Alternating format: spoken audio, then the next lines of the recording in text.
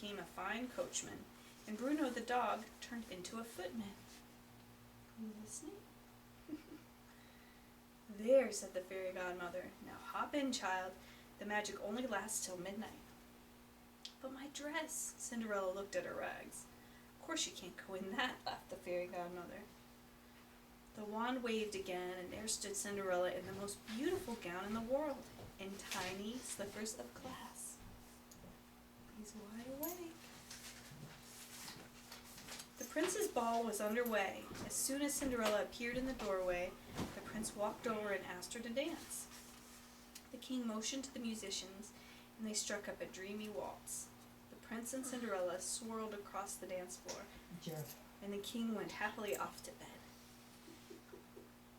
He's listening so well. His eyes are just, yeah. Oh my goodness. The prince and Cinderella danced every dance until the clock in the palace tower began to strike midnight. Oh, cried Cinderella. The magic was about to end. Without a word, she ran out the door. One of her little glass slippers fell off, but she could not stop.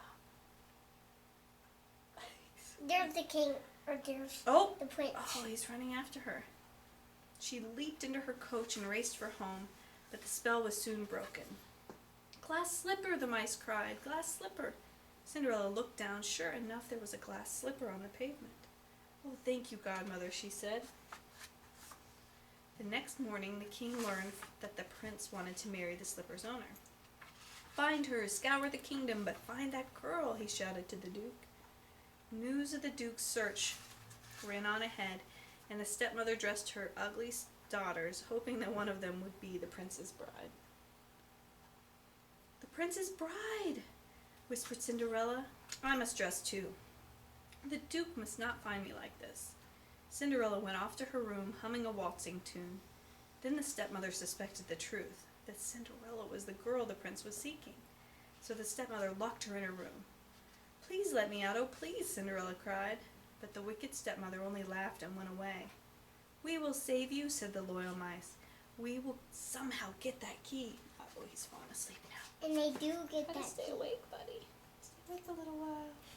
Oh, hi, Frank. You snoozing? You awake? Look. I have both kittens. Oh. The household was in a flurry. The Grand Duke and his servant had arrived with a glass slipper. Each stepsister tried to force her foot into the tiny glass slipper, but they failed. Meanwhile, the mice made themselves into a long live chain. The mouse at the end dropped down into the stepmother's pocket. He popped up again with the key to Cinderella's room. The Grand Duke was about to leave when Cinderella came flying down the stairs. Oh, wait, please, she called. May I try the slipper on?